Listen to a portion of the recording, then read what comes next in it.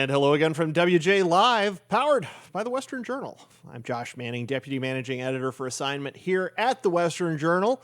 Joining me today on the show, Grant Atkinson, reporter for the Western Journal, and special contributor Paul Weber.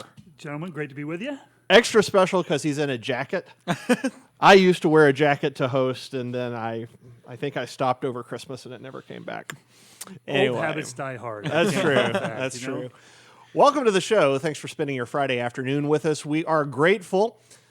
As you might guess, we're talking about Ukraine. There is some late-breaking news on the home front as far as Biden announcing his choice for the Supreme Court nomination. We're digging into that right now, trying to find out just exactly what's going on with that and about potential skeletons in closets and those things. Because, folks, let me tell you, when you announce something like that in the middle of an international invasion, you're hoping people are not paying attention. So we'll see what happens with that. But on to Ukraine. Okay, so the Ukraine situation continues to develop. The Russians are still pushing into Ukraine. We had thought at one point that perhaps they were going to invade, take the two side. Actually, if you want to put that map up on the screen right now, we can talk about that. Yeah.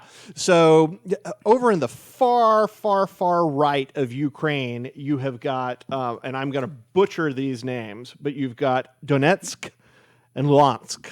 And those are on the far, far right, far eastern side.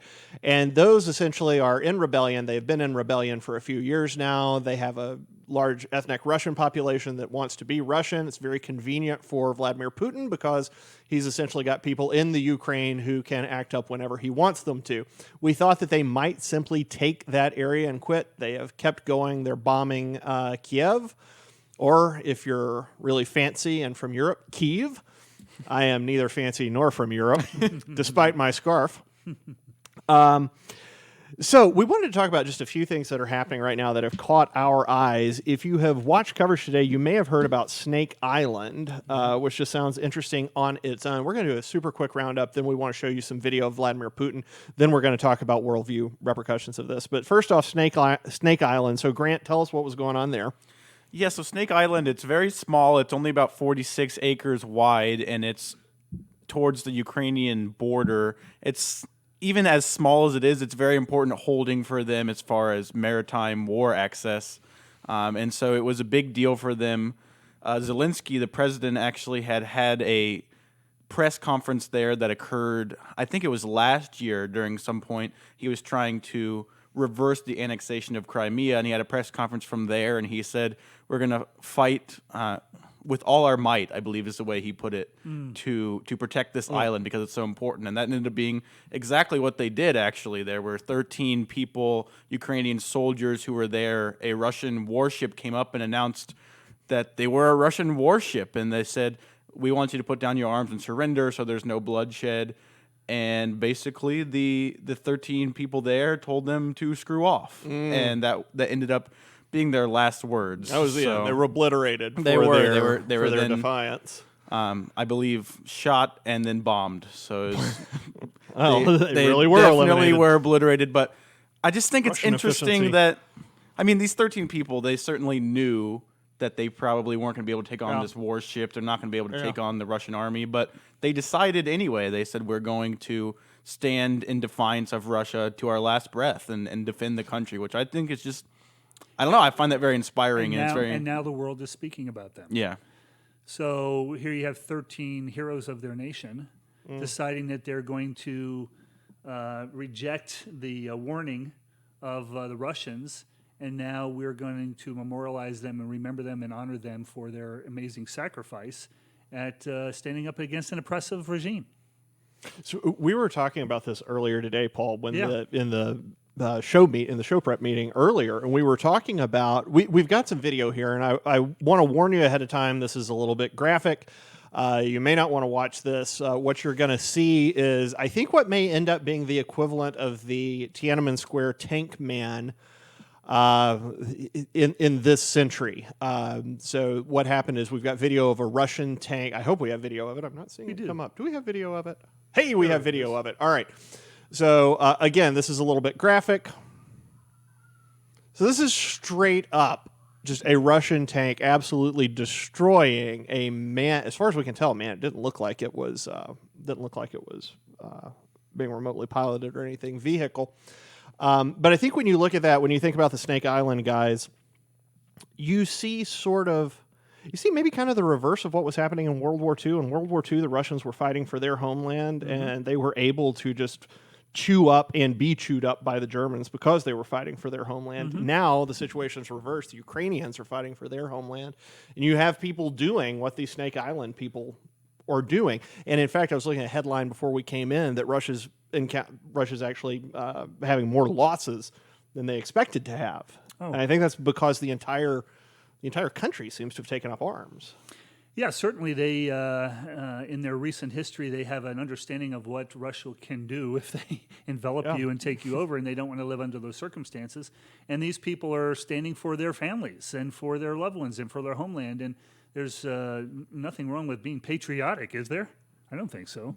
No, that's what gives you an enormous advantage. How did a bunch of irregulars in the colonies manage to defeat the British Empire? Exactly. And I think it's interesting. cursedly with help from the French, but yeah, keep going. Yeah, I think it's interesting that you say that you make that point that they're defending the homeland, and that, to me, they're clearly the ones who are in the right in this situation, because the Russian government has attempted to put out this sort of disinformation that these people are neo-Nazis, or you talked about these Russian-occupied areas of Ukraine. They've attempted to say that it's actually the Ukrainians who are escalating the tensions there, and that's why they had to go in to keep the peace. I mean, they're just basically just lying through their teeth about what's happening. And I don't think the world is buying it, so it doesn't have that big of an effect, but they're trying to lie about what Ukrainians are doing. I love that the authoritarian line now, just down the line, whether you're a leftist or not, is just racism. This is the authoritarian line. Sure, the Chinese accuse us of racism while they have 1 million Uyghurs in slave labor.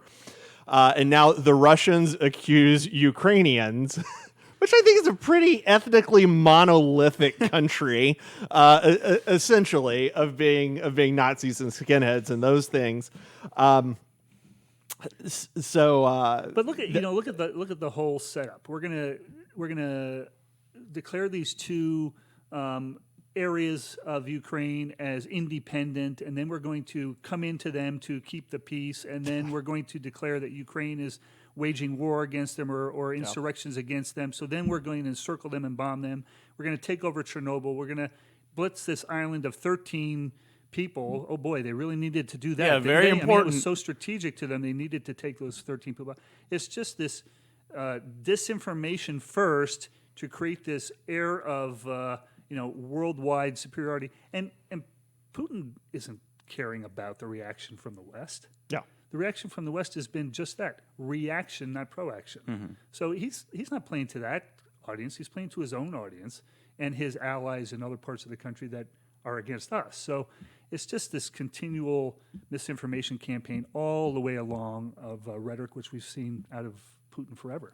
So let's use that then to pivot here a little bit. So let's talk about Putin himself. Yeah. The driving force behind this is Vladimir Putin. I don't think it's clear that the Russian people especially want to take over the entirety of Ukraine. Perhaps, but we also know that one way to gin up political support is war. And so then you end up with wag the dog kind of scenarios. So we've got very, very interesting video here. This came from Russia's Security Council meeting. I think this was 4 days ago. And it was an exchange. You may have seen it online. It was an exchange between Vladimir Putin and the head of Soviet International Intelligence, Sergei, I hope I'm saying this right, Narishkin. Yeah. And this really may be where the quiet part was said out loud. I'll set this up for you, and then we can watch it. It's subtitled. We have translated subtitles, so it will be spoken in Russian, but you'll be able to read it in English. But what appears to have happened is that Nashinkin said, kind of tipped their hand that they're actually wanting to bring that part of the Ukraine, those two eastern provinces, into the Russian Federation. And probably not stopping there, right? And probably not stopping there. Putin, however, was not ready for that to be said. And he called him down and corrected him. And this is the exchange that ended up happening. Stick with us here. This clip's a little over a minute. Again, they're speaking in Russian, but you'll be able to read the English translation. С предложением Николая Платоновича о том, что нашим, так сказать, западным партнерам можно дать последний шанс с тем, чтобы предложить им в кратчайшие сроки заставить Киев пойти на мир и выполнить Минские соглашения. В противном случае мы должны принять то решение, о котором сегодня говорится. Что значит в противном случае? Вы предлагаете начать переговорный процесс? Нет, я... Или признавать суверенитет их? А я Говорите прямо. Я поддержу предложение о признании. Поддержу или поддерживаю? Говорите прямо, Сергей. Поддерживаю предложение. Так и скажите, да или нет. Да. Поддерживаю предложение о вхождении Донецкой и Луганской народных республик в состав Российской Федерации. Да, мы об этом не говорим, мы этого не обсуждаем. Мы говорим о признании их независимости или нет. Да, я поддерживаю предложение о признании независимости. Хорошо, пожалуйста, садитесь, спасибо. That's how conversations between me and Paul go. He looks grimacingly at me, I stammer, and then he tells me to sit down. You know what's so interesting about this? A number of things just on its face is, first of all, you don't need the subtitles to know what's going on here. You can just look at the body language. Putin just tapping his fingers, kind of looking at this director of foreign intelligence like you are the director of foreign unintelligence. The half smirk, the condescending smirk. Boy, you don't need to read it, but it's certainly just so telling that this director sort of spills the beans of where they want to go in the future, evidently, and this Putin just dresses him down. And I can imagine the conversation that took place off camera behind closed doors. Let's see if we ever hear from that director. Yeah, it might have been more than a conversation. Yes. We never know. Yes. Cue back up, if you guys don't mind, the last 30 seconds of that, and I'll call for it here again in just a second. And when we look, we'll be watching Putin's face, and we'll be watching how Narishkin responds. But again, to be clear, Narishkin said under pressure from Putin got disgusted, and Narishkin got nervous, clearly, I'm sure, Has anybody heard from Narishkin since then? He clearly was nervous. And I think what Putin was trying to get him to do was say that the intelligence services supported the idea that the eastern regions of Ukraine would declare independence. Right. That they would be independent, and then, of course, that would open the gate for Russia to say, oh, well, we're going to send in peacekeepers, blah, blah, blah, help you, et cetera, et cetera, et cetera. Instead, Sergei got nervous, and Sergei accidentally said, oh, yes, I do support bringing them into the Russian Federation. At which point Putin immediately took over and said, no, that's not the question, Sergei. Speak plainly. Speak plainly. Have we got that last 30 seconds or so queued back up? Can we run that? I probably asked for it. Поддерживаю предложение. Так и скажите, с предложением Николая Платоновича. Поддержу или поддерживаю? Говорите прямо, Сергей. Поддерживаю предложение. Так и скажите, да или нет. Поддерживаю предложение о вхождении Донецкой и Луганской народных республик в состав Российской Федерации. Да, мы об этом не говорим, мы этого не обсуждаем. Мы говорим о признании их независимости или нет. Да, я поддерживаю предложение о признании независимости. Хорошо, пожалуйста, садитесь, спасибо. You can sit down now. Thank you. Yeah. Maybe he should have just said, whatever you say, Vlad. So I feel like it speaks to what Paul was saying earlier, though, which is that this has been obviously a plan from the beginning from the Russian government, which, I mean, I'm pretty sure everyone knows that. But this whole idea of we're going to declare them as independent, then we're going to accuse them of being the aggressors, then we're going to do this. Like, all this, it's not like he's just flying by the seat of his pants. He's had this planned out the entire time. They're chess players. Clearly, and it's one revelation after another as it all unfolds. Yeah. So, okay. So let's unpack this just a Yeah. little bit. Yeah. Russia is in dire straits right now. Their population is dying faster than they can give birth to it. They already publicly declare vacation days just so people can go home and have sex and hopefully get pregnant. They literally do that. Putin himself has done that. And that's what happens when you get into demographic decline. Yes. You can't pull out of it. The only way to pull out of it is through immigration, which is what's keeping Europe on its feet. So they've got that. Their economy has barely has grown at a snail's pace since about 2003. What's propping them up is energy prices, and Ukraine is an unbelievable threat to that because all Ukraine has to do is say, "Look, we're cutting off the gas that runs through Ukraine into Eastern Europe that Eastern Europe depends on," and it's February right now, and they can choke Russia out like that. So, I mean, this seems like an intolerable situation to me. If I'm Putin, this is an intolerable situation, no? Yeah. So, what's your choices? Like you said, it's take vacation days, or it's take large swaths of other nations. That you can Or do both, Or do invade both. and make babies. They have wisdom in both ends, right?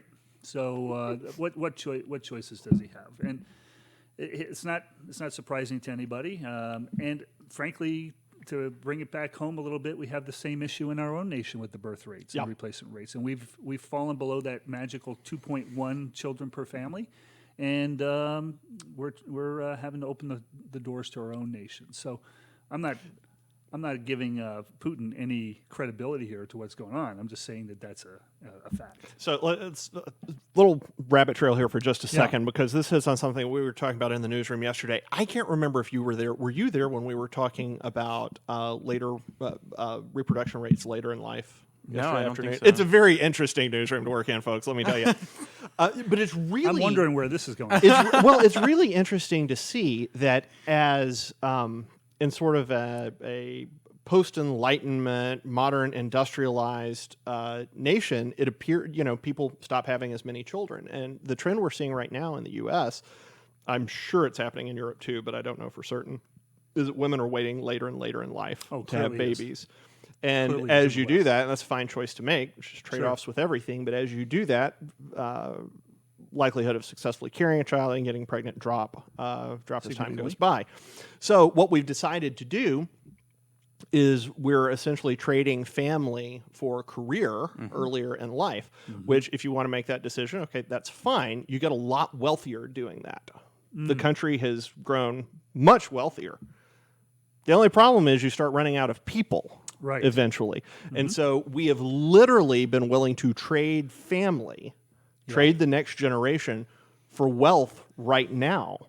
Yeah. That's a terrible decision. Well, I feel like we've also been told, I'm not a woman, so I don't mean we, but I mean we as a society have been told that if women want to have children and want to raise their children and be a stay-at-home mom, then they are bad. That they're they inferior. shouldn't want They're to do inferior. that. They should want they're not to go really to the, fulfilling everything that a woman can do. Of course, they're looked down upon. And I'm the father of 5 children, and we're blessed that my wife has been a stay-home mother and had the most important and challenging career by far, and I'm grateful to her.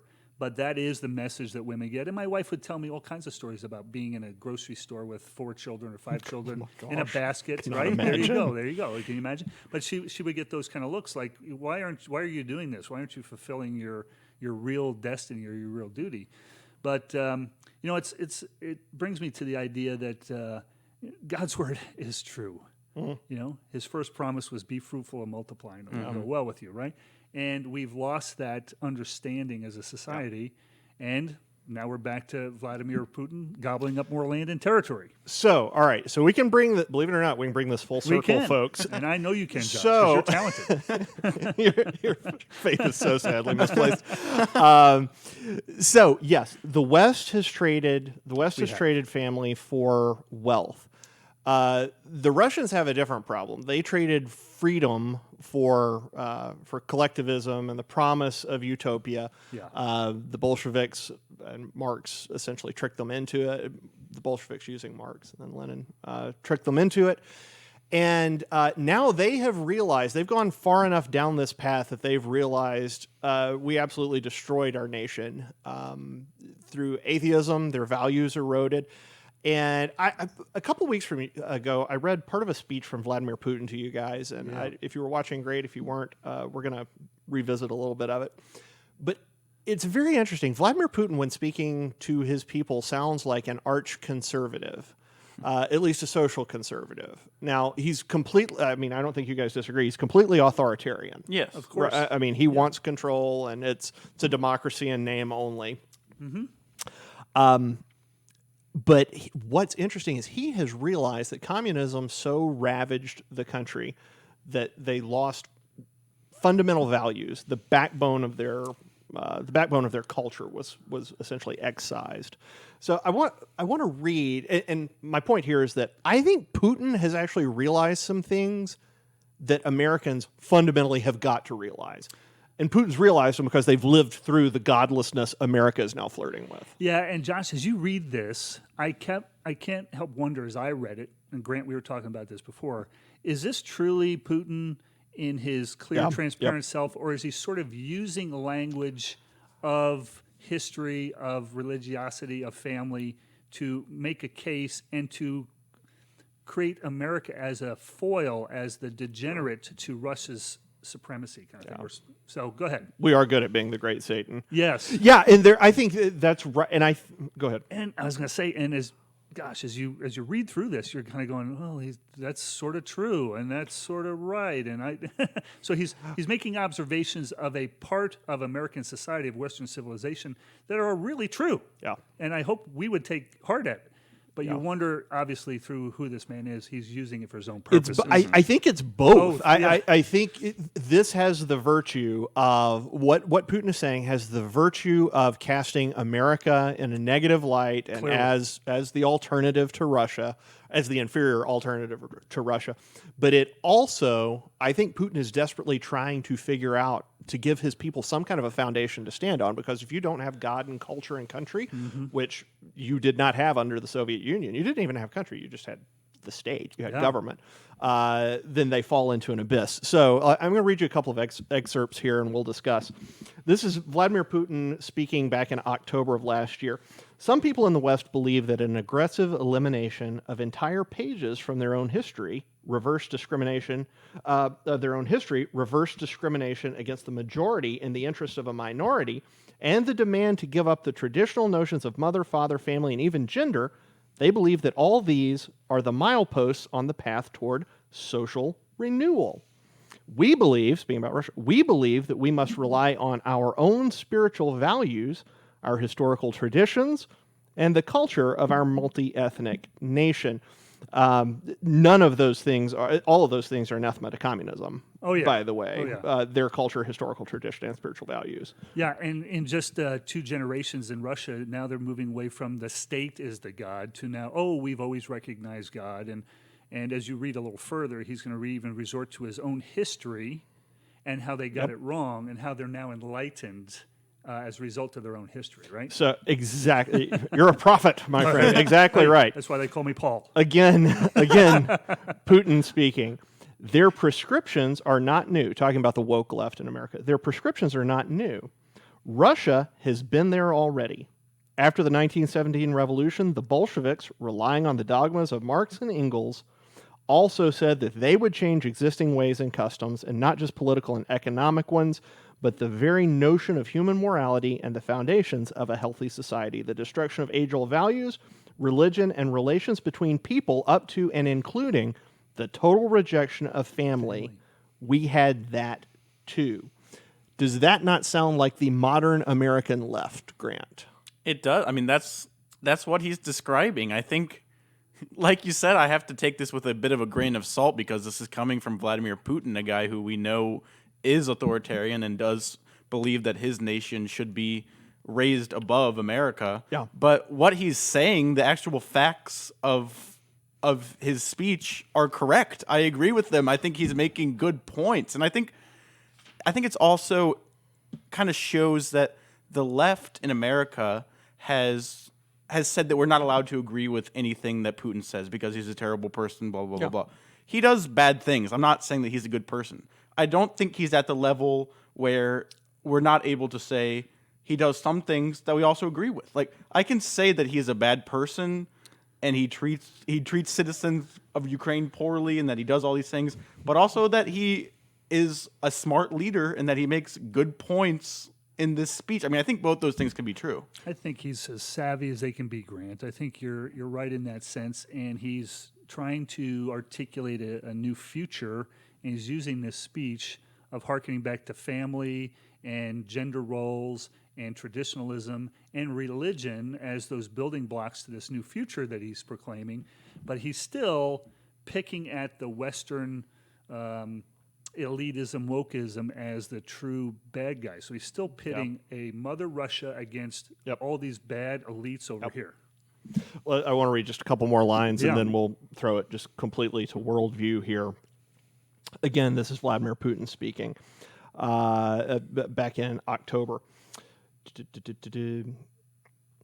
Sorry. There it is. In a number of Western countries, the debate over men's and women's rights has turned into a perfect phantasmagoria. Look, beware of going where the Bolsheviks once planned to go. Not only communalizing chickens, but also communalizing women. One more step, and you'll be there. Not to mention some truly monstrous things when children are taught from an early age that a boy can easily become a girl and vice versa. Well, if someone likes this, let them do it. I've already mentioned that in shaping our approaches, we'll be guided by a healthy conservatism. Now, when the world is going through a structural disruption, the importance of reasonable conservatism as the foundation for a political course has skyrocketed precisely because of the multiplying risks and dangers and the fragility of the reality around us. Paul, this sounds like it was written by Dostoevsky. Yeah, certainly does, or Reagan, or back in. He's absolutely acknowledging that without bedrock principles, right, of a religious faith, family, without those values, society crumbles. And he's saying we've been there. The Bolsheviks did this to us. Exactly. So so he's harkening back to his own history and learning from his history. And now he's communicating that broadly to his own people. But it gets back to that sphere sovereignty that Kuyper talked about. Family and church and state, and they all have their roles in a sense. And he's saying that we have learned, and again, Hollywood has put out this propaganda, the woke elite has put out this propaganda, that those are all blended. We don't need all those things, and all traditionalism and conservatism is just a crumbling mess. Yeah. So that's, again, I joked offline with you guys that I said, boy, if this guy ran for president, I'd have a hard time not voting for him here with that speech. Now, of course, we know the fruit that comes out of what he does is a little different than the rhetoric. Well, and so there is a question of actually how deep the media's game is here, because most of the people in the media haven't the foggiest idea about Russian history or Vladimir Putin. They just think Putin bad because Bush liked. However, if they were playing a remarkably deep game and there were someone out there who had come through communism, was a world leader, and was saying, look, what the left is doing is unbelievably dangerous, we need to stop it, I would want to discredit that guy too. So, but Grant, what do we do with a world where, what does it tell us when Vladimir Putin is articulating traditional conservative values, whether he completely believes it or not, he certainly finds them useful, and Americans are teaching that children can change genders, and not only can they should be able to without their parents' knowledge. I feel like it's important as conservatives to understand where Putin is coming from and where, as a conservative, we should be coming from. Because I think, as we talked about, Putin is coming from this place of America is inferior to us. And he's saying that these woke values, these leftist elites, that they represent what America is. And I think as conservatives, we don't believe that's true. We believe there's an elite left class who wants to push these values on America, but we believe at its core that that's not what America is.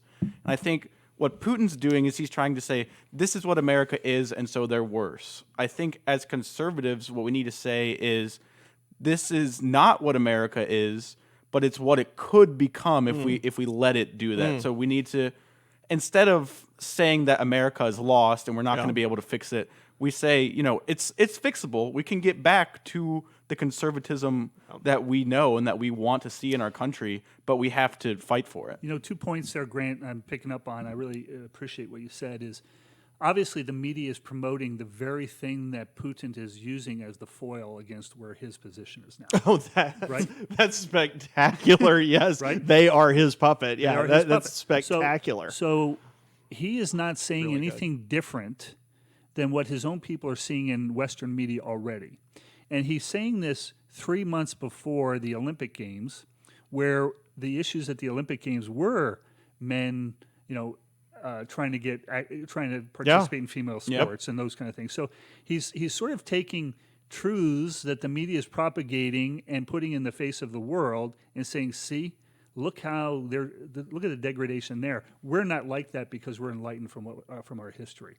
So he's really sly as a fox in those ways. So, Paul, tell me if I'm wrong here, and we can wrap the discussion on this. But it looks to me like maybe you look at a speech like this, I think it's sort of vindication of essentially the principles taught in Scripture. You can go through a century of being chewed up by ideology. You can have an authoritarian in charge who's killed who knows how many people when he was with the KGB, and now how many Ukrainians, how many Georgians before that. Yet he is articulating truths that are found throughout Scripture. Is this just sort of Scripture's revenge on history? Just Scripture coming back and refusing to be pushed aside for the Enlightenment? I can't help but think that this speech is and these comments are resonating truths to the heart of every person created, in a sense. And yet, as in his political fashion and in his manipulative fashion and in his KGB training of messaging training, he is using those truths to create a spin to continue to lift up Russia and his ideology. And so he's speaking those truths, and he's using a minority in the West who are getting media hype because they're getting it. And yet I'm sitting here saying, hey, wait a second, I'm an American, and a majority of Americans believe these things. Yeah, and they're truths. There's a universalism to them. There you go. Scriptural Thank you. universalism. You actually said it better than I just did. It's a universal truth that resonates with the heart of all mankind, is made in God's image. And I think that cuts exactly against what the left would like to say, which is that there is no universal truth, and every man Nihilism, can have his own truth, and postmodernism and all this stuff. That's not the case. I mean, there are universal truths, and even a person like Putin has to recognize sometimes those truths are there, and I feel like they prevail even when people try to tamp them down. They still prevail. There are people who recognize truth and are still bad people. Of which course. is probably what Putin essentially is. And isn't it ironic that here in our nation, the left holds up China? They used to hold up Russia. Maybe they haven't read this speech. Maybe they'll say something. They'll hate him worse then. Well, because he's speaking a narrative that they don't buy into. But Exactly right. yet Russia's this utopia. China is this utopia. Yeah. I mean, it's basically anybody who's going to remove God from their society is what they want to lift up. And yet now here's Putin using God and the values of Christianity to advance his nation. So let's bring it home to one verse Amen. that I've been thinking about throughout this. Where the vision fails, people perish. Yeah. Now, you can read that a number of different ways, but if there's if there's one way to describe nihilism and the nihilism that comes with leftism and communism, it's lack of vision. They literally, their vision leads to nothing. They don't see anything out there. They see nihilism. They see pain in an empty universe. Where that vision fails, the people perish. However, if you articulate vision, which is what he's doing there, which is what America's founders did, which is what conservative thinkers throughout history have done, people actually live and are vibrant and build things and prosper and enjoy liberty. Yes, and enjoy liberty. And the rule of law. Lives are created and new things are invented Sure. and medicines beat diseases. And so there you go. Bring it all back to one verse. Okay, folks, that's it for us this week. Thank you so much for sticking with us. Thank you. Remember, we are here every Monday, Wednesday, and Friday at 5 p.m. Eastern, 2 p.m. Pacific. 5 p.m. Eastern, 2 p.m. Pacific. Also, if you're watching online, be sure to click the subscribe button. Do that whether you're watching on YouTube, which stinks, or Rumble, which is awesome. After you click the subscribe button, a little bell is going to come up. Click that. That'll make sure that you get notified every time we go live so you never miss an episode, especially to shadow banning. We don't want that happening. And speaking of shadow banning, speaking of banning, censorship, throttling, the Western Journal is being throttled massively by Facebook right now. They're obliterating our traffic. And as I've said to you many times before, we are not owned by billionaires. We are owned by a small family company. And the way we stay in business is through God's grace and advertising revenue. And when they cut our traffic dramatically, they cut our revenue directly. If you don't feel led to, just keep watching, keep reading articles. That's great. We love it. But if you do feel led to, you can go to westernjournal.com/join. That's westernjournal.com/join. From there, you'll have several different ways that you can support the Western Journal, support our fight for the truth, and support our fight against big tech and the censorship that is just running rampant out of Silicon Valley. Okay, that's it. We're going to see you guys next Monday. Until then, for Paul, for Grant, for Israel, Rachel, trying to think who else was in the booth. Russ is on vacation, but we love Russ too. For all of those folks, thank you for joining us and have a great weekend.